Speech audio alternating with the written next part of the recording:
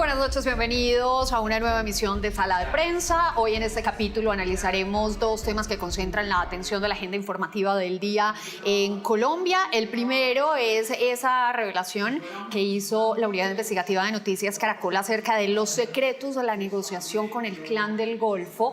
En medio de esa negociación, el gobierno nacional hizo promesas a ese grupo al margen de la ley de sacar oficiales y frenar los bombardeos en Colombia para alcanzar a avanzar en la paz total, bandera de este gobierno. Y un segundo hecho es la proclamación por parte del Consejo Nacional Electoral del próximo presidente de Colombia, periodo 2026-2030, Abelardo de la Espriella. Vamos a poner la lupa en esos retos que desde ya comienza a afrontar el próximo presidente, el presidente electo, y cómo podría darse ese periodo de transición. Arranquemos por nuestro primer tema y para esto tengo el gusto de saludar al señor Jorge Mantilla, investigador en conflicto armado y analista. Jorge, muy buenas tardes y muchísimas gracias por aceptar esta comunicación con Sala de Prensa. ¿Cómo está?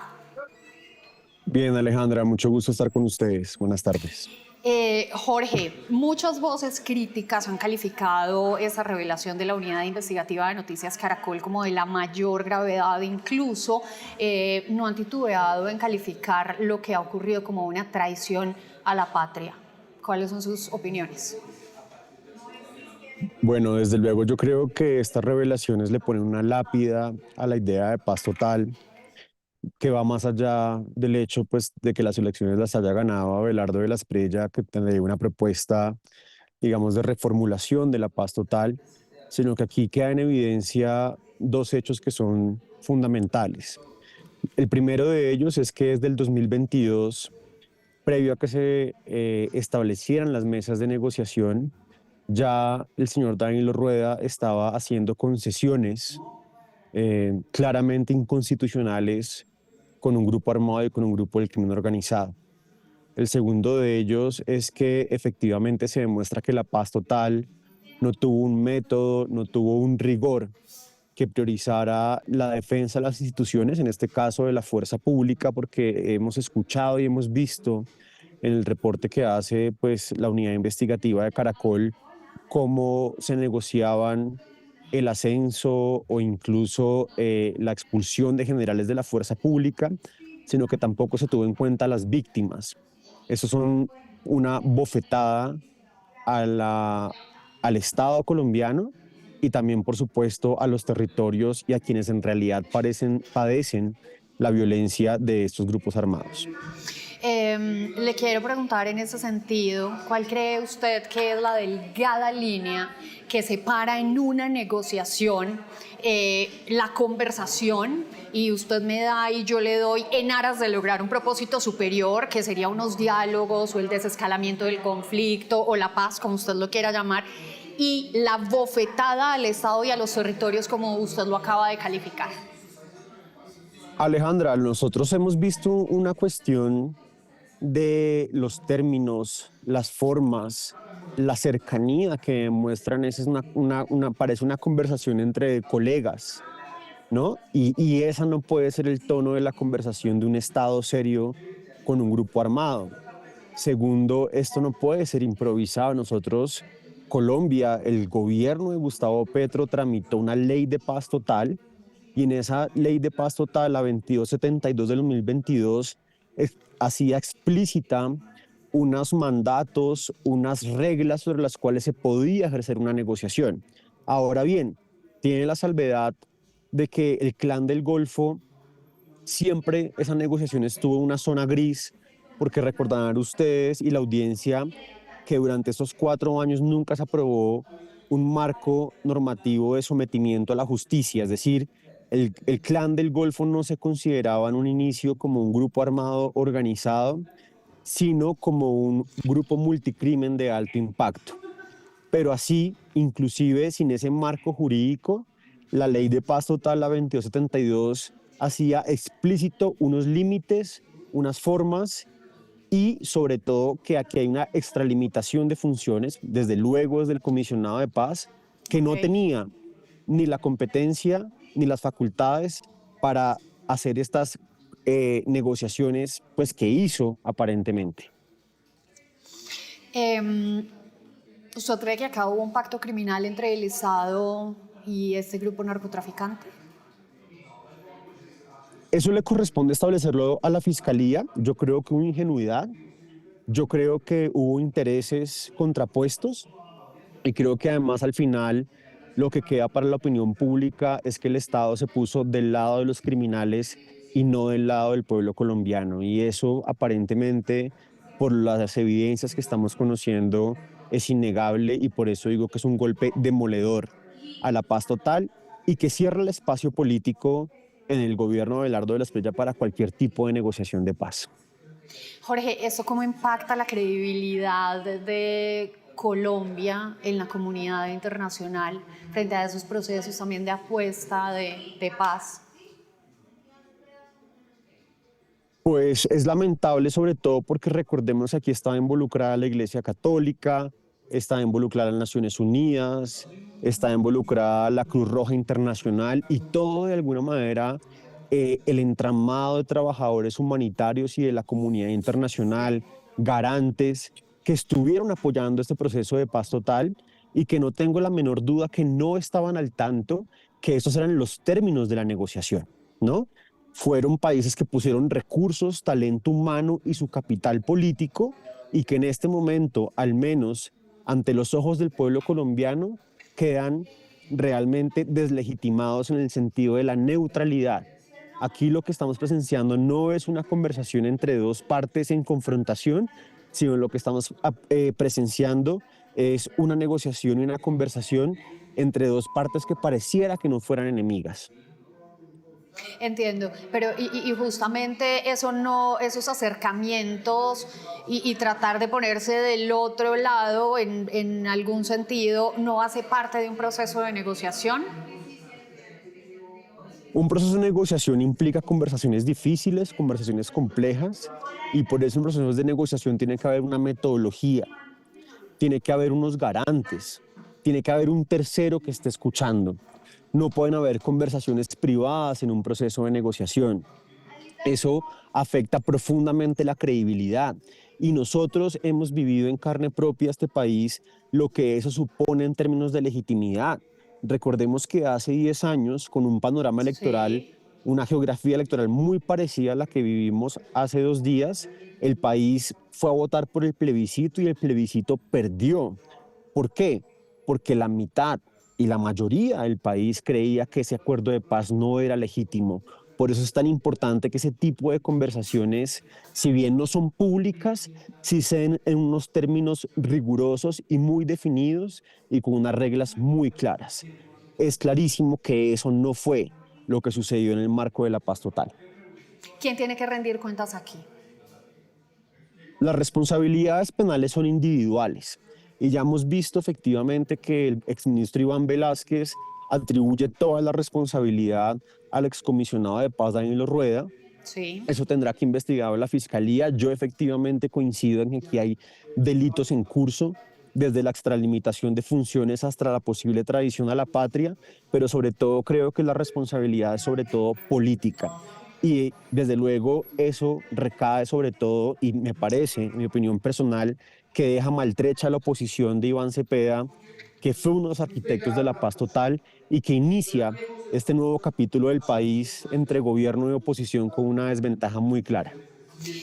Jorge Luis Vargas, el exdirector de la Policía Nacional, nos dijo hoy en una conversación en el transcurso del día que es imposible que unas conversaciones de ese nivel no tengan ninguna, que no se entere el ministro de la Defensa o el presidente de la República, que ahí tiene que haber una comunicación absolutamente estrecha para poder tejerse esa posibilidad de diálogo y de negociación con grupos delincuenciales.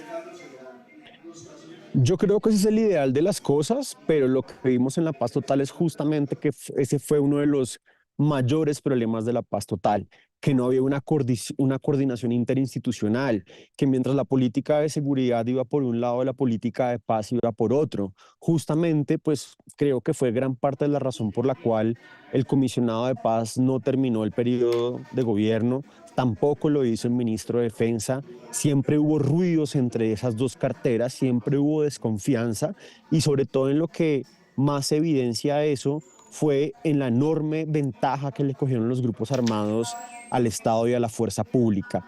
¿Producto de qué? De esa falta de comunicación, de esa falta de coordinación. Y en ese sentido, y para finalizar esta conversación con usted, quisiera preguntarle qué tanto cree usted que ha incidido esa puñalada que se le dio a la inteligencia en los 6 o 7 atentados que ha habido en Cali, el que hubo en Cúcuta, incluso el homicidio de Miguel Uribe Turbay, tantos actos terroristas que se han perpetrado a lo largo y ancho del país? Alejandra, lamentablemente creo que están directamente relacionados. Una cosa es que sea por omisión o por dolo. En cualquiera de los dos escenarios es una falta gravísima y un delito, pero creo que nosotros presenciamos el desmantelamiento de la inteligencia, de las capacidades estratégicas. Este no es un escándalo aislado, no es el primero.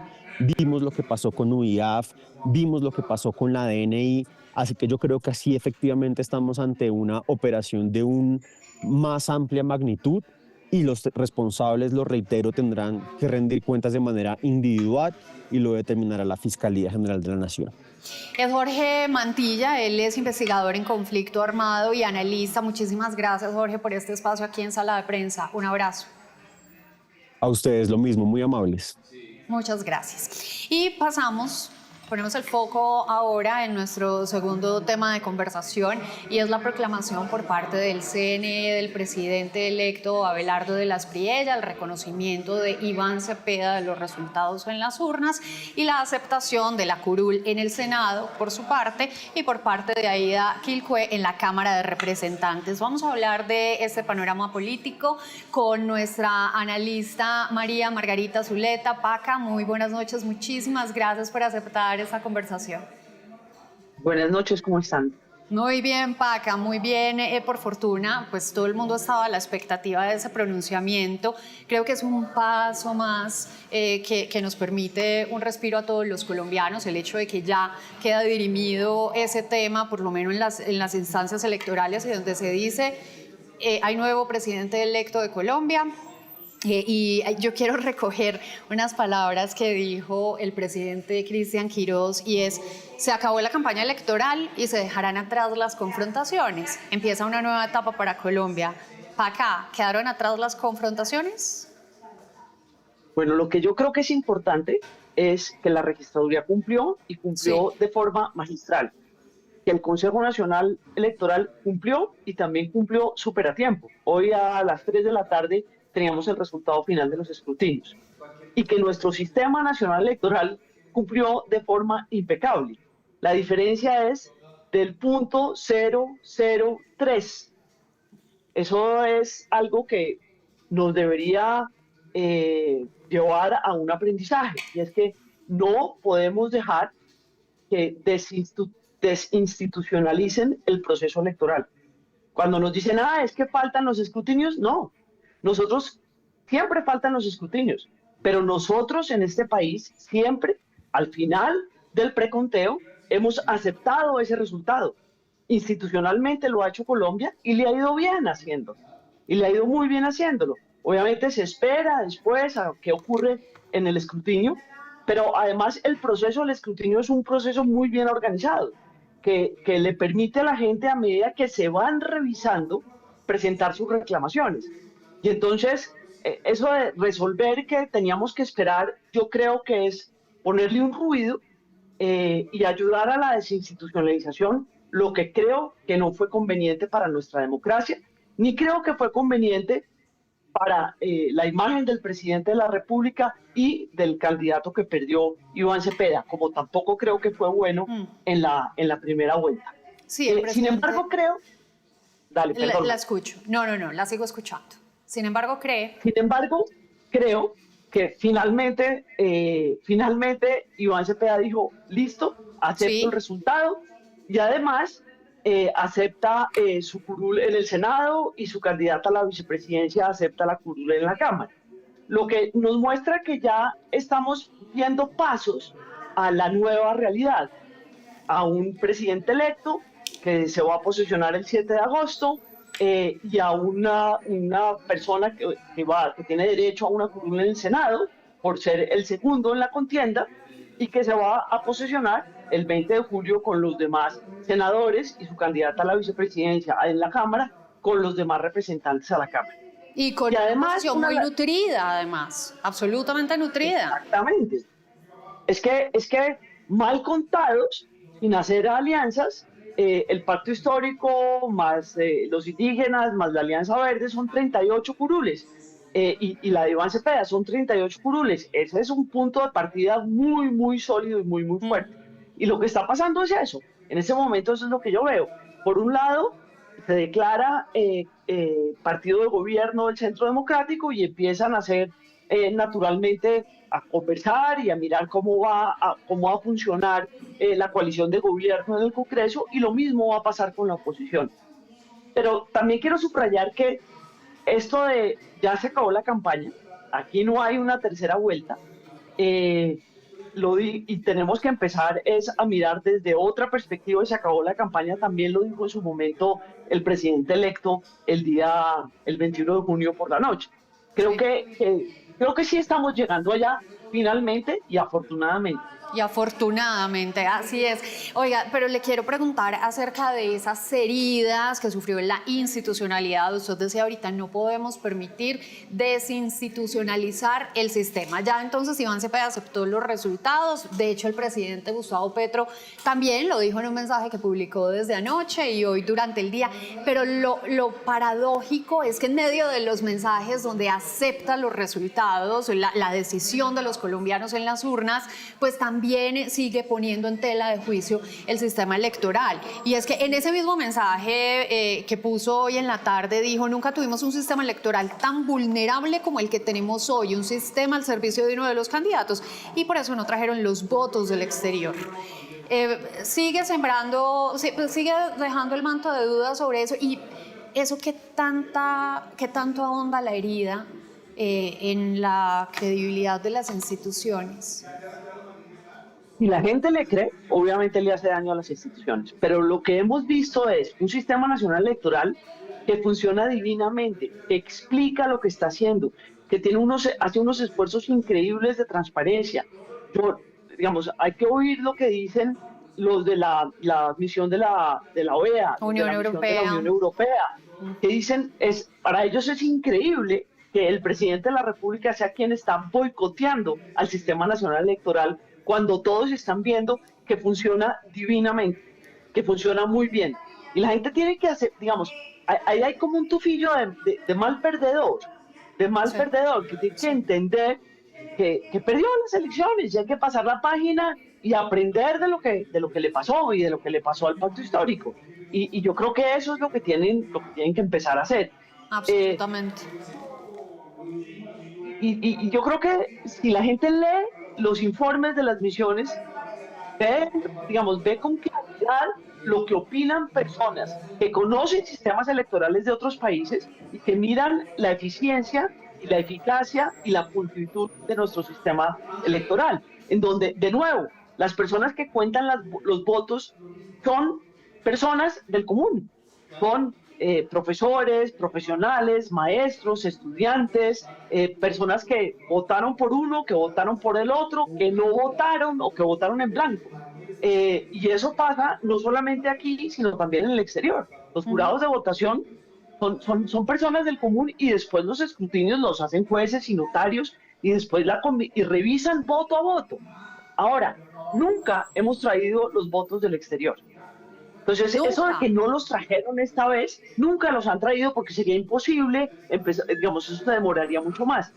Pero en cada una de esas mesas hubo testigos del pacto histórico y testigos del candidato a la oposición al gobierno actual. Y creo que eso es muy importante seguirlo subrayando. Exactamente, mirando qué pasaban. Además, digamos, cuando yo era joven fui testigo electoral en alguna campaña y uno hace un esfuerzo gigantesco y uno le toma foto y uno asegura y dice, por favor, vuelvan a contar. Y yo creo que también es un mensaje muy malo para ese ciudadano que ha hecho el esfuerzo porque cree en su candidato y cree en su proyecto político, de estar ahí desde las 7 de la mañana hasta que se acabó el escrutinio, decirle, usted no supo representarme, cuando sabemos que lo hicieron muy bien. Sí, y quiero volver a poner el reflector sobre lo que usted acaba de decir, y es que nunca los votos del extranjero se han traído. Esto no es que haya sido negligencia de la registraduría, negligencia de el CNE, o que haya sido un amaño de que no los queremos traer. Nunca se han traído los votos del extranjero. Eso se procesan con las actas 14 que llegan a la registraduría, al Consejo Nacional Electoral. Paca, usted hace un momento hacía referencia a la grandeza que debe asistir hoy a los competidores en las urnas. La democracia no se mide solamente por cuántas personas salen a votar, sino cómo sus líderes afrontan los triunfos o las derrotas. En el contexto en el que estamos en este momento, ¿qué tan fácil va a ser lograr un acuerdo nacional, como busca y pide Iván Cepeda, o esa gobernabilidad legítima para 52 millones de colombianos que anunció en su discurso Abelardo de la Espriella tras ganar en las urnas? Con esa pregunta, con esa respuesta mejor, quisiera que cerráramos este capítulo. ¿Está de para arriba? ¿Cómo la ve? María Alejandra, es el clásico discurso del ganador y el clásico discurso del perdedor. El ganador dice, yo tengo la legitimidad porque a mí me eligieron los colombianos. Los colombianos dijeron, o la mayoría, puede que el margen haya sido chiquito, votó por Abelardo de la Espriella. Lo mismo que ocurrió hace 4 años, cuando Petro dijo, es que yo tengo la legitimidad porque es que el pueblo me eligió a mí. También por un margen chiquito. Puede que haya sido un poquito más grande, pero también fue un margen chiquito. Y obviamente nosotros tenemos una constitución y una cantidad de normas que permiten gobernar con acuerdos programáticos que se hacen con los partidos políticos, con los grupos de ciudadanos, y eso es lo que leo yo que dijo el presidente electo. Obviamente entiendo que insistir en el acuerdo nacional es seguir con la idea en la manga de una Asamblea Nacional Constituyente y de un acuerdo que sea más allá de lo que genera un triunfo electoral para la presidencia de la República. Sabemos todos que el país está polarizado, eso no es nuevo para nadie, pero el hecho de que el país esté polarizado no quiere decir que por eso necesitemos una Asamblea Nacional Constituyente o que necesitemos un acuerdo nacional distinto a los acuerdos programáticos normales que se dan en estos casos entre partidos políticos y movimientos ciudadanos. Vamos a ver cómo lo organiza el presidente electo, cómo organiza la coalición de gobierno, qué otros partidos se declaran partidos de gobierno, y ahí veremos cómo lo hacen. Pero, digamos, yo no veo que el presidente vaya a abrir, el presidente electo vaya a abrir la puerta de un acuerdo nacional más allá de lo normal que se da digamos, en un evento de inicio de gobierno. Bueno, pues ya veremos entonces cómo se dan los próximos días en medio de este ambiente que sigue estando tan polarizado, el desarrollo del empalme, la conformación del gabinete, las conversaciones entre uno y otro, y el 20 de julio pues vamos a ver un congreso súper diverso, pero que ilustra perfectamente la democracia. Unos a favor del gobierno, dentro de una coalición de gobierno, y los otros para hacer oposición. Ahí está perfectamente equilibrada la balanza. De acuerdo. María Margarita, siempre es un gustazo escuchar sus reflexiones. Mil gracias por habernos regalado este espaciocito. Un abrazo y mil gracias, María Alejandra. Feliz noche, chao, chao. Y a ustedes también muchísimas gracias. Mañana tendremos otro capítulo de Sala de Prensa con las noticias que ocupan la agenda nacional e internacional. Que tengan un feliz descanso.